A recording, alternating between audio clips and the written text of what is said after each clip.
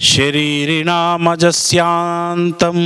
హంసత్వం పారదర్శనం హంసోహం హంసాక్షరం చైవ కూటస్థం హేతదుత్తమం యద్విద్వానక్షరం ప్రాప్య జహ్యన్మరణ జన్మని. జీవుల యొక్క అంతమున జీవన్ముక్తి బ్రహ్మము యొక్క సాక్షాత్కారం అగును. ఇవి వినాలా? జీవుల యొక్క శరీరిణాం అంతం, జీవుల యొక్క అంతమున జీవన్ముక్తి బ్రహ్మము యొక్క సాక్షాత్కారమగును. బ్రహ్మము నేను ప్రణవమును. ఏది నాశనము లేనిదో ఇట్టి శ్రేష్టమైన కూటస్థుని జ్ఞానం కలవాడు జనన మరణమును వదిలిపెట్టవలెను అని ఇందులో మీకు అర్థార్థం ఉన్నది. దీని అర్థం ఏమిటి అంటే, ఎప్పుడైతే నువ్వు ఈ సాధన చేస్తూ ఉంటావో, ఇప్పుడు ఏదైతే మనకు కృష్ణ పరమాత్ముడు చెప్పిన సాధన చేస్తూ ఉంటారో,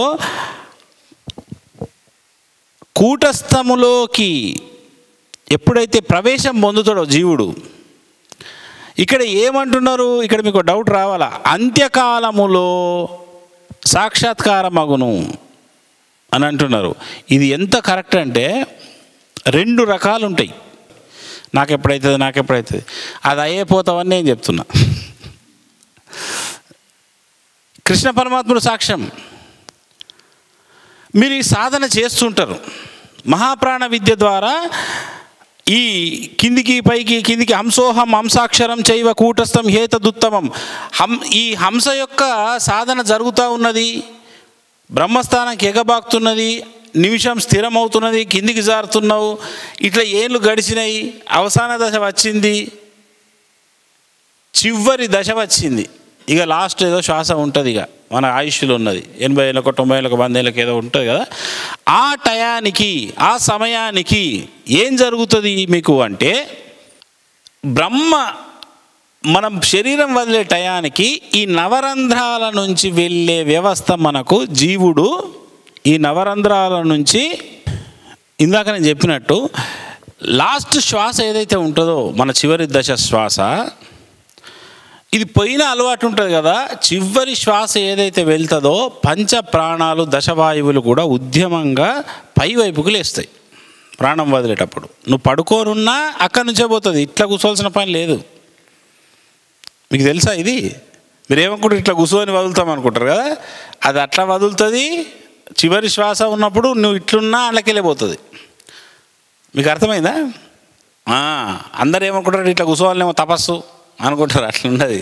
నువ్వు ఇట్లున్నా పోయే ద్వారంకి ఏమవుతాయి అంటే, అది కింది నుంచి పై దాకా ఇట్లా ఎగబాకుతాయి పైకి, ఇక్కడ పోయి ఇక్కడ కేంద్రీకృతం అవుతాయి చివరి దశ. ఇప్పుడు అది ఎట్లా పోతుంది అనేది చెప్తున్నారు ఉత్తర గీతలో కృష్ణుడు. శరీరిణామజస్యాంతం హంసత్వం పారదర్శనం హంసోహం హంసాక్షరం చైవ కూటస్థం హేతదుత్తమం. జీవుల యొక్క అంతమున, ఇది బాగా నోట్ చేసుకోవాలి. అంతమున అంటే పూర్ణ ఆయుష్ అయినప్పుడు, మనం అనుకున్నప్పుడు కాదు. ఇదొక కేటగిరీ, 2 కేటగిరీలు చెప్తా. ఇదొకటి, ఇంకొకటి కూడా ఉంటుంది. ఇప్పుడు ఇంకొకటి నాకు ఆల్రెడీ జరిగింది అది. కానీ ఇది మన మహాప్రాణ విద్య సాధకులు కనుక, హంస సిద్ధి కలిగిన ప్రతి ఒక్కరికి ఈ అనుభవం ఉంటుంది లాస్ట్లో. అది ఇందుకే నేను ఇంత గొప్పగా చెప్తున్నా. మీకు ఎందుకయ్యా మోక్షం గ్యారెంటీ, నేను ఎందుకు అంత క్లియర్? ఇవన్నీ ఆధారాలు మనకున్నాయి. మీ మోక్షం మీ చేతుల్లో అన్నట్టే ఉంటుంది. అప్పుడు లాస్ట్ శ్వాస ఏమున్నది అంటే, అంత్యమున బ్రహ్మం యొక్క సాక్షాత్కారం అగును. ఇది ఎట్లయితుంది చెప్తిగా. ఎప్పుడైతే నాశనము లేని స్థితిని, ఈ విద్యను, ఆత్మ మంత్రస్య అంశస్య అన్నట్టు ఇందాక చెప్పినట్టు ఈ విద్యను, ఒక మాటలో చెప్పాలంటే, మన భాషలో చెప్పాలంటే, మన మహాప్రాణ విద్యను అభ్యాసం చేయువారికి ఏం జరుగుతుంది అని అంటే, ఈ ఉద్యమంగా వెళ్ళి ఇక్కడ స్థిరం అవుతాయి. ఈ అలవాటు ఉండాలి. అందుకే మనం చేసే సాధన ఏంటంటే ప్రతి శ్వాస ఇక్కడికి వెళ్తుందా లేదా కిందికి వస్తుందా అది చూసుకుంటే చాలు. చివరికి ఏం జరగాలనో అది సహజంగా జరగడం మొదలవుతుంది. అప్పుడు ఏమవుతాయంటే ఉద్యమంగా వెళ్ళి ఇక్కడ స్థిరం అవుతాయి. అర్థమైందా? ఒక వచ్చి మొత్తం పోయి అక్కడ స్థిరం అవుతాయి. స్థిరమైనప్పుడు ఇందులోకి వెళ్ళి ప్రాణశక్తి వెళ్ళక ముందు స్థిరమైన అక్కడ జరిగే క్రియ ఏంటంటే ఇక అది అనంతమైన వెలుగుగా నువ్వు మారిపోయి ఆ వెలుగు రూపంలోనే బయటకు వెళ్తాడు. అందుకు మోక్షం వస్తుంది. ఇది ముందే జరిగితే ఆత్మసాక్షాత్కారం, లాస్ట్లో జరిగితే మోక్షం. ఇది తేడా. దాన్ని ఏదో అనుకుంటారు మీరు. మీకు ఇది అర్థమైందా? ఇది అర్థమైందా కాలేదు మీకు? లాస్ట్లో జరిగి బ్రహ్మస్థానం నుంచి ఇక్కడికి వెళ్తే అది. కానీ ఇప్పుడు నేను చెప్తున్న అనంత వెలుగు, ఆహా వెలుగు, ఇవందరికీ అనుభూతం లేని ఇళ్ళకెళ్ళి పోరు ఎవరు.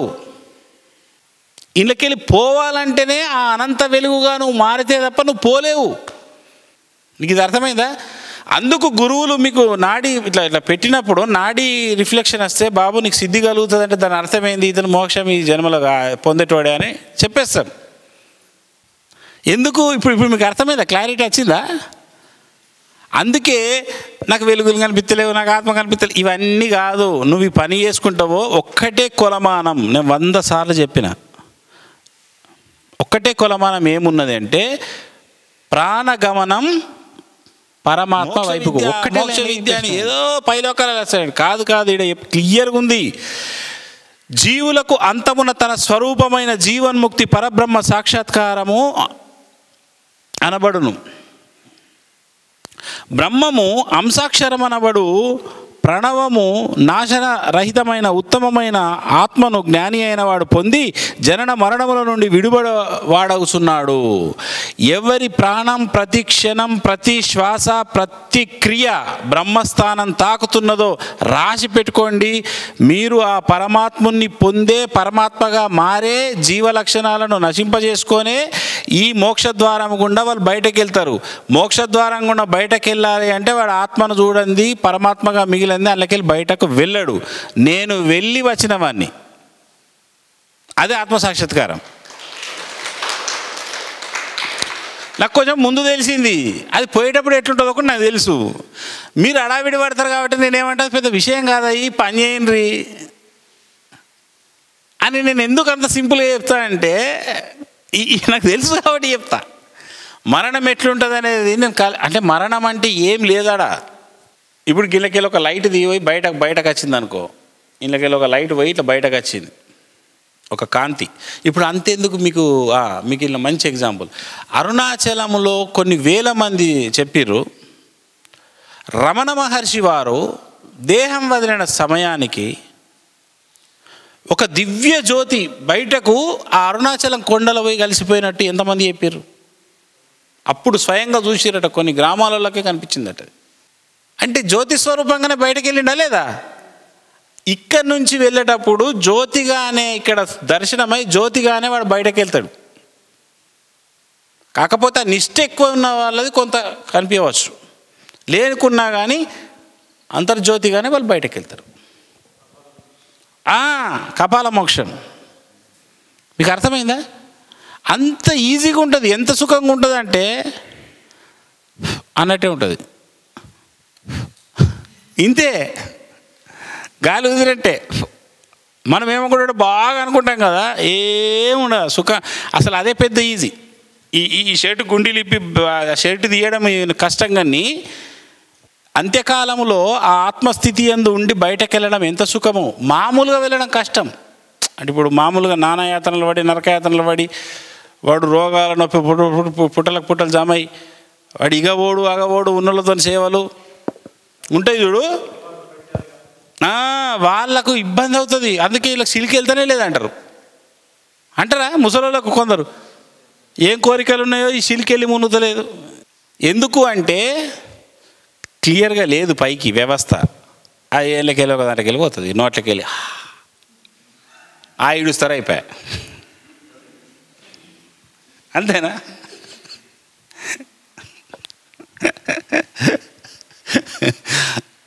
అందుకే మోక్ష ద్వారం ఇక్కడ ఉంటుంది. మోక్షం కోసం ఎక్కడో ప్రయత్నాలు చేస్తారు. మోక్ష ద్వారం ఎక్కడనో, ప్రయత్నం అక్కడనే జరగాలి. మోక్షం ఉంటుంది ఒక దగ్గర, మనం ప్రయత్నం ఒక దగ్గర. గాయం ఒక్క దగ్గర, మందు ఒక్క దగ్గర. అందుకే మోక్ష ద్వారము ఎక్కడుందో తెలుసుకుంటే, ఇప్పుడు ఇటువంటి అవసాన దశలో ఎవరైతే హంసోహం అంటే నేనే ఆ దైవాన్ని, హంసాక్షరం అంటే నశించని ఆ ప్రాణ స్థితి, స్థిర ప్రాణం అంటారు. హంసాక్షరం అంటే ఇక్కడ అక్షరం కాదు, అక్షరం అంటే నాశనము లేనిది, స్థిర హంస. అది పరమాత్మున్నే పరమహంస అంటారు, జీవుణ్ణి హంస అంటారు. సో నశించని ఏదైతే ఆ హంస ఉందో, ఆత్మ ఉందో, దానిని కూటస్థం హేతద్యుత్తమం ఇక్కడ తెలుసుకుంటాడు. కూటస్థంలో ఆ కూటస్థ చైతన్యానికి ఎగబాకండి అని లాహిరి మహాశయులు చెప్తున్నాడు. ప్రతి క్షణం కూటస్థంలో చూడండి, క్రియను కూటస్థం వైపుకు ఎగబాకించండి. ఈ పని చేస్తూ చేస్తూ చేస్తూ అక్షర లెక్క అక్షర హంసాక్షరం జరగని, లక్షల కొద్దీ జరుగుతూనే ఉండని రాసి పెట్టుకోండి. గురువు కనుక ఇక్కడ బ్రహ్మనాడి బాబుని ఇది యాక్టివ్ అయిందంటే అది నెమ్మది ఇంకా దాని రిఫ్లెక్షన్ పెంచుకోండి. పెరుగుతుంటుంది. పెరిగిన తర్వాత మన యొక్క అంత్యకాలపు ఘడియలలో మాత్రం మనము ఆ పరమాత్మ జ్యోతిగా మారే పోతాం. అంత్యకాలంలో ఏం జరుగుతుంది? అది కిందికి రాదు, అక్కడనే కొద్దిసేపు స్థిరం ఉంటుంది. నాడి ఆడది కానీ అలా స్థిరం ఉంటుంది. స్థిరం ఉండి జ్యోతి స్వరూపమే ఆ అనంత జ్యోతిగా, అనంత పరమాత్మగా మారే జీవుడు అందులోకెళ్ళి వెళ్తాడు. అట్లా మారకపోతే జీవుడు అందులోకెళ్ళి వెళ్ళే ఆస్కారం లేదు. ఇది ప్రశ్న. కాంతిగా మాత్రమే వెళ్తాడు అందులోకెళ్ళి, వేరే వాడికి జీవ సంస్కారాలు ఉంటే ఇది ఓపెనే కదా ద్వారం. నీకు రైట్ లేదు అని అంటుంది డైరెక్ట్. అక్కడి నుంచి అది తీసుకుపోదు. ఇది యముడి చేతిలో ఎక్కుతుంది. ఇక్కడ యముడి చేతిలో ఇక్కుడు ఉండదు. యమధర్మరాజు రాడు, ఏ ధర్మరాజు రాడు మీ దగ్గరికి ఆ టైంలో. నువ్వే స్వేచ్ఛాజీవి. మరి ఎందుకు ఇంత గొప్ప విద్య అయింది? ఉత్తర గీతలో కృష్ణుడు కూడా ఇదే విద్య చెప్తున్నాడు. కృష్ణుడు చెప్పిన విద్యను మనం ఆచరించలేని పరిస్థితి ఉన్నది ఈ లోకం. ఎప్పుడో చెప్పేసాడు కృష్ణుడు. ఈ విద్యనే అవతార్ బాబాజీ వారు పునరుద్ధరించారు క్రియాయోగగా. అని ఇప్పుడు చెప్పే క్రియాయోగాలు మళ్ళీ హఠయోగాలు, ఆ యోగాలు, ఈ యోగాలు అన్నీ మిక్స్ చేసి చెప్తున్నారు. మంత్రం వేస్తున్నారు, అన్నీ వేస్తున్నారు. అందులో మళ్ళీ పొల్యూట్ అవుతూ ఉంటుంది. ఏమంటున్నాడు ఇక ఫైనల్గా?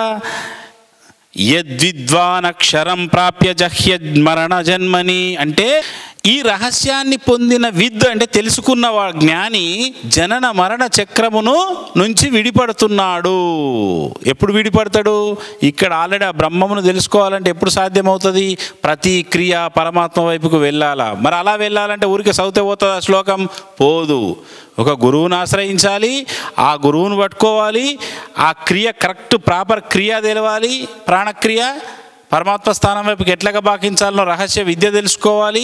అది జీవన పర్యంతం సాధన చేస్తూనే ఉండాలి. చివరి దశలో అది అవుతుంది. నేను అందుకే అంట, మీరు ఆడుతూ పాడుతూ మీ పనులు చేస్తూ అన్నీ చేస్తూ కూడా ఈ సాధన చేయండి మీరు తరిస్తారని చెప్పడం అది ఉట్టిగా అన్నమాట కాదు. అది అందుకే సాధకులు ఇరిటేషన్కు, ఎమోషన్కు లోను కాదు. నాకు ఏదో అయిపోవాలా, ఏదో జరగాల, ఏదో ఏదో ఏదో ఏదో ఏదో ఏం కావద్దు. అది అయ్యే టైంకి అదే అయితేనే గమ్మతు. మంచిగా ఈ లోకంకి వచ్చినాం, ఈ లోక రీతిని ఏమున్నదో అది నడుచుకోండి. ఇంత గురువు చెప్పినట్టు ఇంత ధ్యానం చేయండి, సరిపోతుంది. మీకు ఏం రావాలో అంత్యకాలంలో అవన్నీ వస్తాయి. కానీ ఇది షరతు ఏంటి? ఎవరి క్రియ బ్రహ్మనాడి ఓపెన్ అయింది, క్రియ కరెక్ట్ అక్కడ దాకా పోతున్నదో వాళ్ళకే ఇది కలుగుతుంది. ఊరికే టైంపాస్గా దీక్ష తీసుకున్నాము, ఎప్పుడో ఏడాదికి ఒకసారి వస్తాము, మేము సాధన చేస్తామంటే కుదరదు. రోజు చేయాలి సాధన.